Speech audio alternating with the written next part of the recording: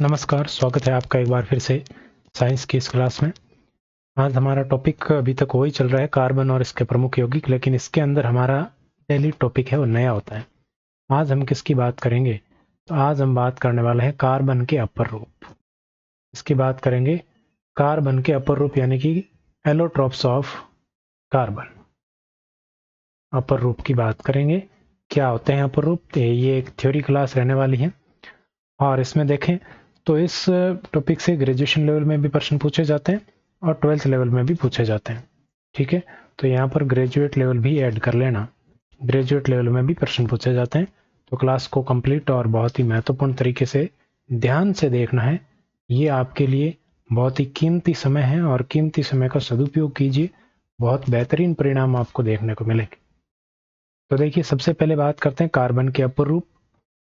तो अपर रूप होता क्या है, अपर रूप का मतलब क्या होता है, सबसे पहले ये जानने का प्रयास करते हैं। जैसा कि आपके सामने लिखा हुआ है अपर रूप, बिल्कुल शॉर्ट नोट्स बनाए हुए हैं, आपके एग्जाम की दृष्टि से बहुत ही महत्वपूर्ण साबित रहेंगे। अभी हमारे देखें तो कंप्यूटर अनुदेशक का एक एग्जाम हुआ है, कर्मचारी चयन बोर्ड के द्वारा लिया गया। इसमें जो टॉपिक हमारे द्वारा यहाँ पर यूट्यूब पे करवाए गए, तो उनमें से जो प्रश्न आए ना, उन टॉपिक के जो भी प्रश्न है वो हमारी थ्योरी में से आ रहे हैं, है ना। तो कहने का मतलब ये है कि मैं ये नहीं कह रहा कि मेरे पढ़ाए हुए में से आ रहे हैं, मैं ये कह रहा हूँ कि हम जो पढ़ रहे हैं ना वो पर्याप्त है, कोई दिक्कत नहीं है। अच्छे से पढ़ें और अच्छी तरीके से इसको नोट करके रखें, नोट्स बना के रखें इसके। तो अपर रूप का मतलब क्या होता है ये समझने का हम प्रयास करते हैं। अपर रूप का मतलब होता है किसी तत्व के दो या दो से अधिक रूप जिनके गुणधर्म क्या हो, एक दूसरे से अलग हो।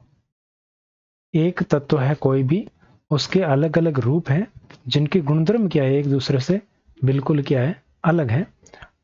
और ये क्या कहलाते हैं, अपर रूप कहलाते हैं।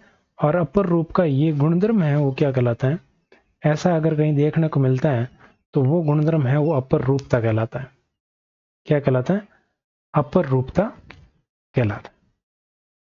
हम यहाँ पर बात करेंगे कार्बन के अपर रूप की, क्योंकि हमारे सिलेबस में कार्बन दिया हुआ है। तो कार्बन के अगर अपर रूपों की बात करें तो कार्बन के मुख्य रूप से हम 3 अपर रूप पढ़ते हैं, जिसके पहला नाम है हीरा, ग्रेफाइट और फुलरीन। इन 3 अपर रूप से परीक्षा में प्रश्न पूछे जाते हैं। लेकिन इसका एक तरीका और भी है जो कि आपको स्क्रीन पर दिखाई दे रहा है। अलग अलग तरीके से भी हम कार्बन के अपर रूप पढ़ सकते हैं, जिसमें हमने इनको बांट दिया क्रिस्टली और अक्रिस्टली में। हम किस चीज को पढ़ते हैं? हम केवल क्रिस्टली अपर रूपों को पढ़ते हैं। हम केवल क्रिस्टली अपर रूपों को ही पढ़ते हैं। ये जो हम पढ़ रहे हैं ये कौन से हैं? क्रिस्टली अपर रूप है। इनका निर्माण किससे होता है? कार्बन परमाणुओं से ही होता है। अपर रूपों का निर्माण है वो उस तत्व से ही होता है जिस तत्व के वो अपर रूप है। बस अंतर क्या होता है? अंतर होता है इनके गुणधर्मों में। अब यहाँ पर कार्बन के अपर रूपों में क्या अंतर है? तो इनमें अंतर है आबंधन का तरीका। इनके अंदर जो बॉन्डिंग हो रही है ना, वो बॉन्डिंग अलग अलग तरीके से हो रही है, अलग अलग उसमें बॉन्डिंग एंगल बन रहे हैं, अलग अलग ज्योमेट्री बन रही है। उस कारण से ये कार्बन के क्या है, अलग अलग इनमें अपर रूप बन जाते हैं और गुणधर्म इनके अलग अलग हो जाते हैं। आज थोड़ा पेज है वो भी डार्क है, स्याही है वो डार्क रखी गई है यहाँ पे, ताकि आपको लिखने की जो स्याही है दिखे अच्छे से। पूरा हाथ से लिखे हुए हैं और कुछ चीजें जरूरी होती हैं वो हमारे स्क्रीनशॉट है, टाइप किए हुए हैं, सब चीजें शामिल की जाती हैं। तो कार्बन के अपर रूपों की बात करें तो कार्बन के अपर रूप 2 तरह के हैं। पहला कौन सा? क्रिस्टलीय और दूसरा है अक्रिस्टलीय। 2 अपर रूप होते हैं। क्रिस्टलीय में पहला है हीरा, दूसरा ग्रेफाइट और तीसरा है फुलरीन। हम इन तीनों को पढ़ते हैं।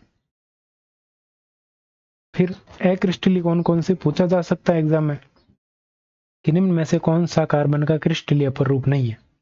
तो आपको ध्यान रखना, क्रिस्टलीय 3 है और अक्रिस्टलीय है वो यहाँ पर देखो अलग अलग लिखा है, जिसमें कोल है, कोक है, कास्ट चारकोल है, जंतु चारकोल है, काजल, गैस कार्बन, ये सारे के सारे कैसे हैं? अक्रिस्टलीय हैं, यानी कि ये क्रिस्टलीय नहीं होते हैं। ठीक है, शुरुआत करें अब अपर रूपों की। ये तो बेसिक जानकारी होगी। अब हम बात करते हैं पहले अपर रूप से, जो कि कौन सा? हीरा। हीरा कौन सा है? क्रिस्टलीय अपर रूप है। तो सबसे पहले क्रिस्टलीय अपर रूपों की बात करते हैं। कार्बन परमाणु निश्चित व्यवस्था होती है। क्रिस्टलीय का मतलब क्या है? अक्रिस्टलीय और क्रिस्टलीय में क्या है? क्रिस्टली में क्या होता है कि कार्बन परमाणुओं की एक निश्चित व्यवस्था के तहत वो व्यवस्थित रहते हैं। उनके अंदर एक निश्चित ज्यामिति से निश्चित बंध कोण का निर्माण करते हैं, यानी कि इनमें सब कुछ एकदम फिक्स्ड या हम ऐसे कह सकते हैं पूरा व्यवस्थित तरीके से होता है। तो वो आपके क्रिस्टलीय रूप होते हैं, जबकि अक्रिस्टली में ऐसा व्यवस्थित रूप देखने को नहीं मिलता है, उसमें अव्यवस्थित रूप होता है अक्रिस्टली के अंदर। बात समझ में आ गई। क्रिस्टली में क्या विशेषता है कि उसमें निश्चित व्यवस्था पाई जाती थी, कार्बन परमाणुओं की निश्चित व्यवस्था है, निश्चित ज्यामिति होती है इनकी, निश्चित बंध कोण होते हैं। तो ये विशेषता इनके अंदर पाई जाती है। सबसे पहला है हीरा, जिसको इंग्लिश में डायमंड बोलते हैं। इसमें क्या क्या विशेषताएं होती हैं जो एग्जाम पॉइंट ऑफ व्यू से इंपॉर्टेंट है, वही चीजें मैंने यहाँ पर लिखी है। और ये सारी की सारी चीजें कहाँ से देखने को मिलेगी, आप अगर खुद से देखना चाहें तो आरबीएससी कक्षा 10, आरबीएससी लिख रहा हूँ, कक्षा 10 विज्ञान पढ़ें और उसका अध्याय नंबर या चैप्टर नंबर 8 पढ़ें। उसमें ये चीजें आपको देखने को मिल जाएगी। एनसीईआरटी में आपको ये चीजें शॉर्ट में मिलेगी बिल्कुल, तो वहां पर इसमें आरबीएससी में बहुत अच्छे से दिया हुआ है।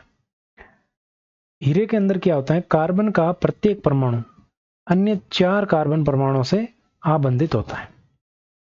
मतलब कार्बन है वो 4 अन्य कार्बन परमाणुओं से बंधित होता है। मतलब इसकी संयोजकता है वो खुद से कार्बन से ही पूरी होती है। कार्बन की संयोजकता कार्बन से ही पूरी होती है। हीरे के अंदर कोई भी डबल बॉन्ड नहीं होता है। यहाँ पे सारे के सारे कैसे होते हैं, सिंगल बॉन्ड होते हैं, क्योंकि अन्य 4 कार्बन परमाणुओं से ये जुड़ जाता है। ये बात महत्वपूर्ण है, कथन के रूप में एग्जाम में आता है कि कार्बन का प्रत्येक परमाणु हीरे के अंदर अन्य 3 कार्बन परमाणुओं से जुड़ा होता है। तो ऐसा नहीं है, 4 कार्बन परमाणुओं से जुड़ता है हीरे के अंदर।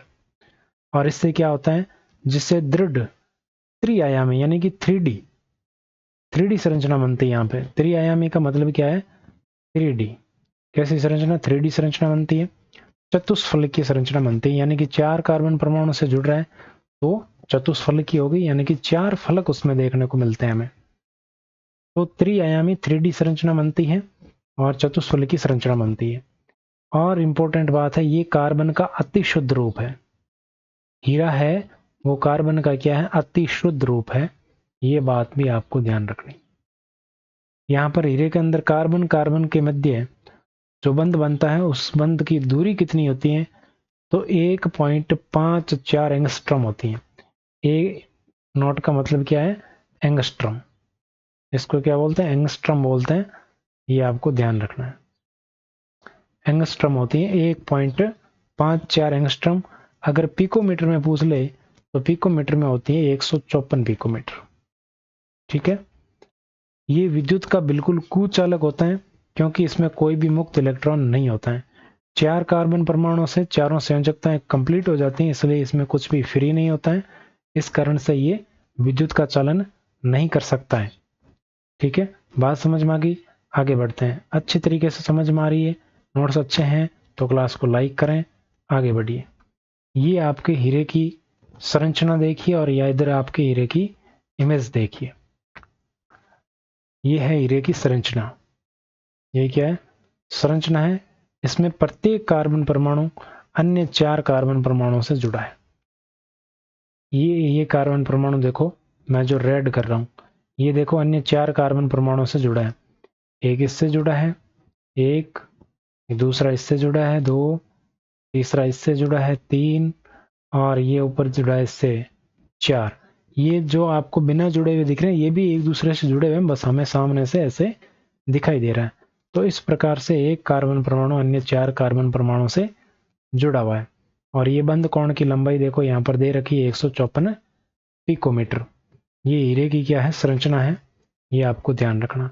और ये हीरे की प्रतीक इमेज है। ये क्या है, इमेज है प्रतीक के रूप में। ऐसा हीरा होता है डायमंड देखने में। तो संरचना को थोड़ा ध्यान में रखें, बाकी बढ़ते हैं आगे। हीरा क्या है, हीरा सर्वाधिक कठोर पदार्थ है। पृथ्वी पर अभी तक का ज्ञात सबसे कठोर पदार्थ है हीरा। अभी तक का ज्ञात सबसे कठोर पदार्थ है हीरा। ये बात आपको पता होनी चाहिए।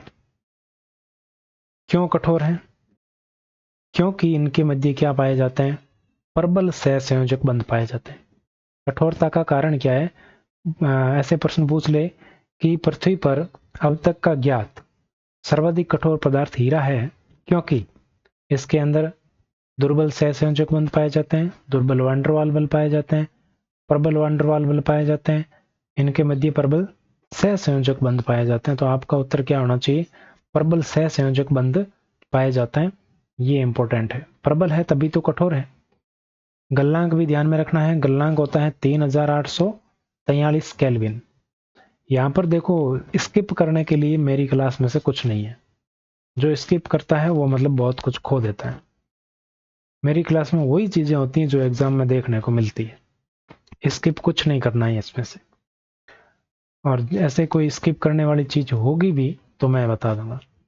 पारदर्शी हीरा, कोयले की परतों पर चट्टानों का दबाव पड़ने से क्या होता है? पारदर्शी हीरे का निर्माण होता है।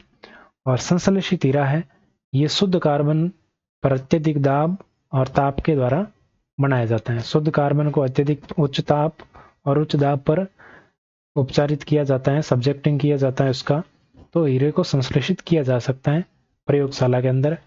और पारदर्शी हीरा है, वो कोयले की परतों पर चट्टानों का दाब पड़ने से हीरा है पारदर्शी हो जाता है। ये बात आपको ध्यान में रखनी।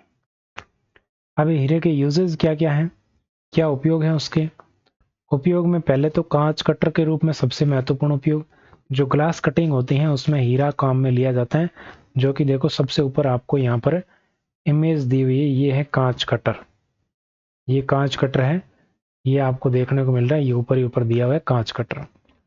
फिर है चट्टान और पत्थर कटिंग की मशीनों में भी हीरे का डायमंड का यूज होता है। फोनोग्राम की सुई, फोनोग्राम जो कैसेट वगैरह रीड करने वाला जो पहले आता था फोनोग्राम, उस फोनोग्रामोफोन या फोनोग्राम की सुई जो रीड करती है, उसके लिए ये डायमंड का बना होता है उस सुई। ठीक है, तो फोनोग्राम की सुई बनाने में इंपॉर्टेंट बात है। आभूषणों में, जैसे यहाँ पर आपको एक रिंग दिखाई दे रही है, इसके अंदर ये डायमंड लगा हुआ है।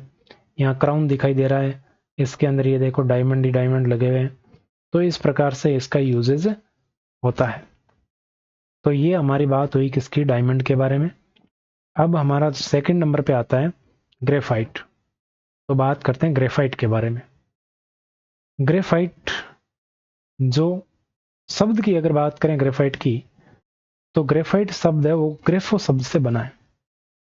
ग्रेफो शब्द से क्या बना है? ग्रेफाइट बना है, जिसका अर्थ क्या होता है? लिखना। जिसका अर्थ क्या होता है? लिखना। और इससे आपको ध्यान में रखना कि हमारे लिखने वाली जो पेंसिल होती है ना, उसमें वो लिखने वाली चीज है जो छपती है, वो राइटिंग, वो क्या है? ग्रेफाइट से ही छपती है। ब्लैक ब्लैक कलर की जो अंदर होती है वो आपके, आजकल तो निडल वाली पेंसिल आती है, उसमें वो जो निडल है वो क्या है? ग्रेफाइट की बनी होती है।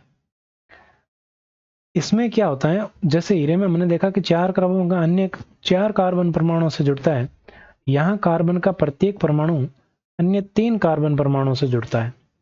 कितने से? 3 से जुड़ता है। 3 से जुड़ता है मतलब एक द्विबंध होगा इसमें। 3 से जुड़ने का मतलब क्या है? एक क्या होगा इसमें? द्विबंध होगा, तभी संयोजकता पूरी होगी। और 3 क्या होंगे? 3 क्या होंगे? 3 ही बंध बनेंगे टोटल। ठीक है, तो 2 इसमें क्या हो जाएंगे? 2 इसमें एकल बंध होंगे। 2 एकल बंध होंगे और एक द्विबंध होगा, तब जाके 4 संयोजकता पूरी होती है। और ये एक ही तल में षटकोणीय वलय बनाता है। कैसी संरचना होती है? वलय नुमा संरचना होती है। और कितनी? षटकोणीय होती है। षटकोणीय संरचना होती है इसके अंदर, ये इंपॉर्टेंट है। उसमें क्या थी? 3D चतुष्फलकी थी हीरे के अंदर, जबकि ग्रेफाइट के अंदर षटकोणीय है। यहाँ पर एक बंध द्विबंध होता है, ये बात मैंने आपको बताई दी। और 2 बंध है वो कैसे होते हैं? 2 बंध है वो एकल बंध होते हैं। ठीक है, 2 बंध है वो एकल बंध होते हैं। षटकोणीय तल एक दूसरे के ऊपर व्यवस्थित होते हैं। षटकोणीय तल है वो क्या होते हैं? एक दूसरे के ऊपर व्यवस्थित होते हैं, जिससे क्या होता है? जिससे एक परत जैसी संरचना का निर्माण होता है। एक दूसरे के ऊपर परत जैसी संरचना का निर्माण करते हैं। अभी संरचना दिखाऊंगा तो आपको समझ में आ जाएगा। और 2 परतों के मध्य इसमें क्या होता है, दो परतों के बीच में दुर्बल बंध पाया जाता है। जैसे हीरे के अंदर प्रबल सहसंयोजक बंध थे, यहाँ पर कैसे बंध है, दुर्बल बंध है, और इनके मध्य दूरी भी अधिक होती है दो परतों के मध्य। ठीक है, ऐसे होते हैं, ऐसे षटकोणीय संरचना बनती है ऐसे। ये एक षटकोणीय संरचना है, फिर इसके नीचे एक और षटकोणीय संरचना बन गई, तो ये एक दूसरे के ऊपर परत हो गई, ये एक दूसरे के ऊपर क्या हो गई, परत। ये ऐसे परत जैसे व्यवस्थित हो गई, परत जैसे व्यवस्थित होगी, तो इनके मध्य क्या है, बंध है, वो क्या है, दुर्बल बंध है।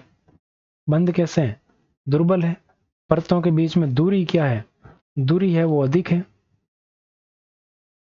ये वाली दूरी है वो क्या है, अधिक है।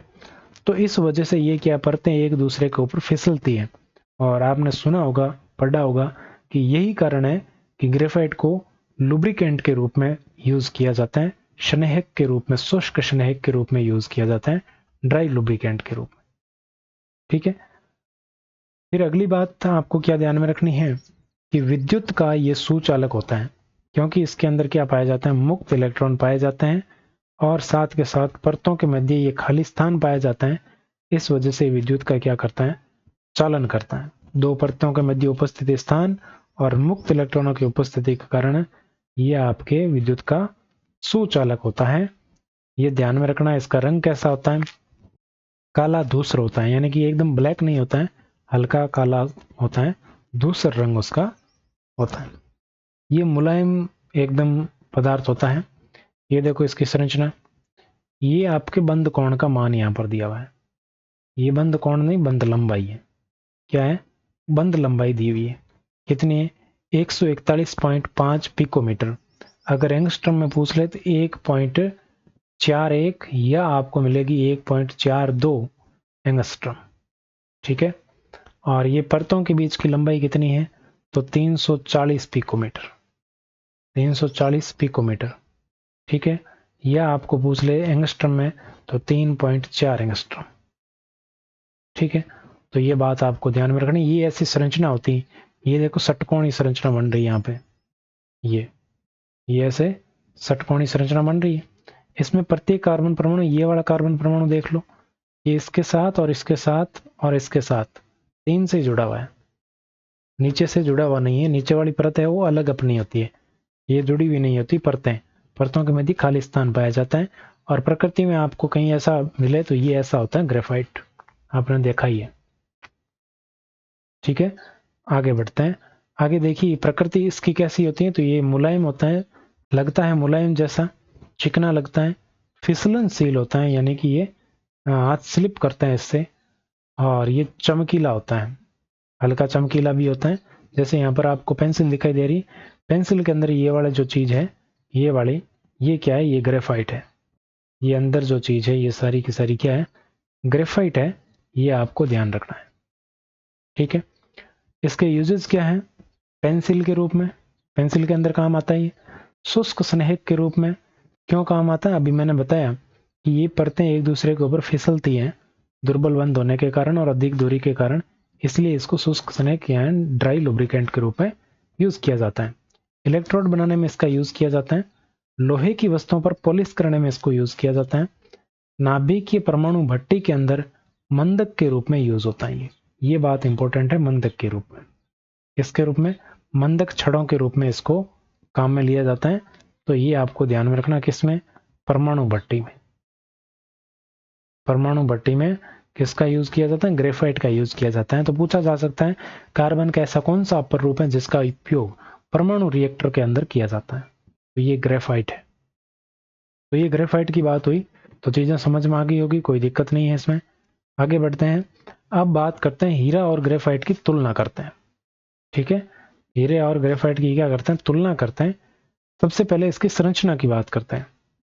तो संरचना की बात करें तो हीरा कैसा होता है, चतुष्फलकीय होता है, जबकि ग्रेफाइट है वो षटकोणीय होता है और परतों के रूप में व्यवस्थित होता है।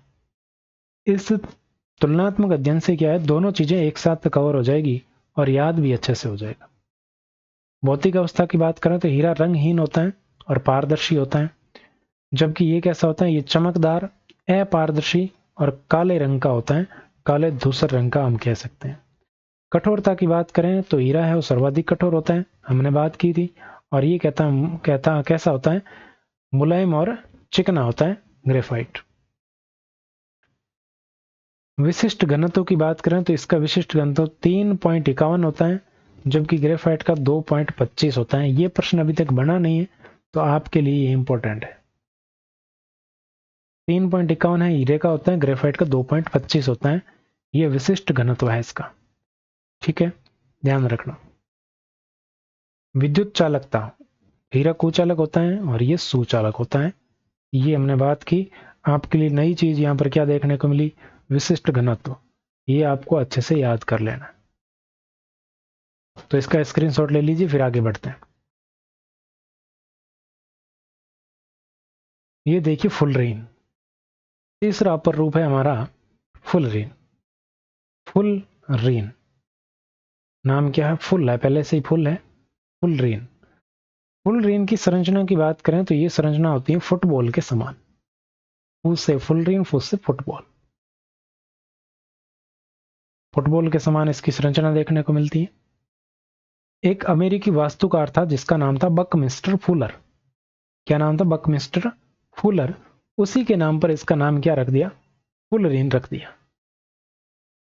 अमेरिका का एक प्रसिद्ध वास्तुकार था, आर्किटेक्ट था बकमिस्टर फुलर, उसके नाम पर इसका नाम फुलरीन रख दिया। और इसके अंदर फुलरीन में 60, 70 या इससे अधिक कार्बन परमाणु पाए जाते हैं। 60, 70 या इससे भी ज्यादा कार्बन परमाणु पाए जाते हैं फुलरीन के अंदर। लेकिन इसमें से सर्वाधिक स्थायी फुलरीन कौन सा होता है, C60। 60 कार्बन वाला फुलरीन है वो सबसे स्थायी होता है, और इसी को क्या कहते हैं, बकमिस्टर फुलरीन भी कहते हैं। तो आपसे पूछ ले एग्जाम में कि निम्न में से कौन सा बकमिस्टर फुलरीन है, C60, C50, C70, C80, ऐसे करके ऑप्शन दे दे। तो आपको ध्यान में रखना C60 है, उसको बकमिस्टर फुलरीन कहा जाता है, जो कि सर्वाधिक स्थायी होता है। ये प्रश्न पूछा जा चुका है एग्जाम में। अब C60 की संरचना भी पता होनी चाहिए अगर स्थायी है तो इस बार सीटी के अंदर यही प्रश्न बनेगा, C60 की संरचना। C60 की संरचना के अंदर 32 फलक होते हैं।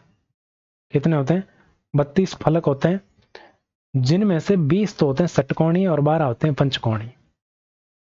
20 फलक कैसे होते हैं, षटकोणीय होते हैं, और 12 होते हैं पंचकोणीय। 20 और 12 32 हो गए। और इसकी संरचना फुटबॉल के समान होती है, इसलिए इसको क्या कहते हैं, बक्की बॉल भी कहा जाता है। इसकी संरचना फुटबॉल के समान होती है, इसलिए इसे क्या कहा, बक्की बॉल भी कहा जाता है। ये भी ध्यान में रखना, ये भी C60 का ही नाम है, बकमिस्टर फुलरीन, बक्की बॉल, 32 फलक, ऐसे याद रखना, ठीक है। वैसे ही है सब कुछ C60। फिर C60 विद्युत का कुचालक होता है, ठीक है।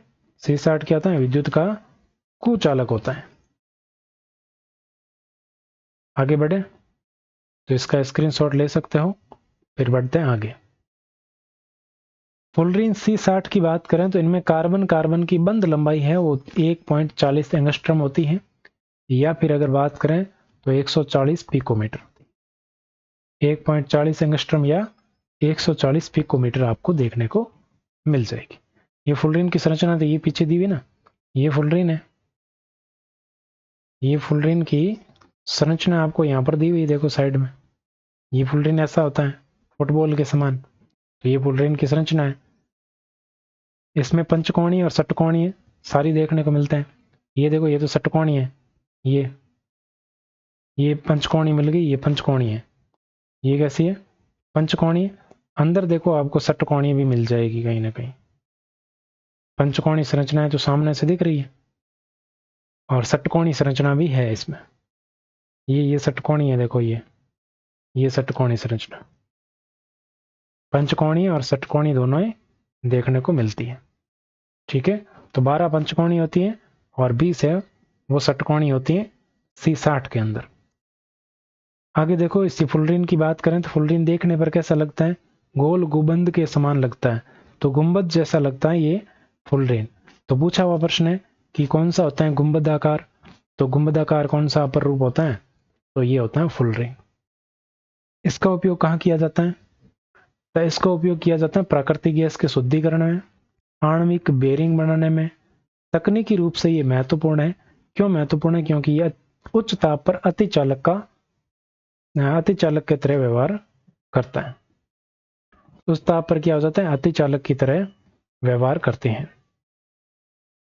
अतिचालक की तरह व्यवहार किसका? फुलरीन का। तो इसलिए फुलरीन है वो टेक्निकल बहुत ज़्यादा महत्वपूर्ण है। अब इस क्लास के अंदर, ये क्लास तो यहाँ समाप्त होती है। अब इस क्लास में अगला टॉपिक हमारा क्या रहेगा? कुछ महत्वपूर्ण जो दैनिक यूजेस के हैं, दैनिक जीवन में उपयोगी कार्बनिक यौगिक, उपयोगी कार्बनिक यौगिक, ये हमारा नेक्स्ट टॉपिक रहने वाला है। तो अच्छे से तैयारी करके आए और अच्छे तरीके से आप पढ़ें। और इससे पहले, इस टॉपिक से पहले एक PYQ क्लास होती है, वो भी आप देखें। प्रयास रहता है कि एक PYQ एक थ्योरी क्लास आए, लेकिन जैसा भी पॉसिबल होता है क्लास आपको डेली मिलती है, तो class Monday to Friday daily देखा करें और अच्छे से देखा करें। Thank you so much. आज के लिए बस इतना ही। Thank you.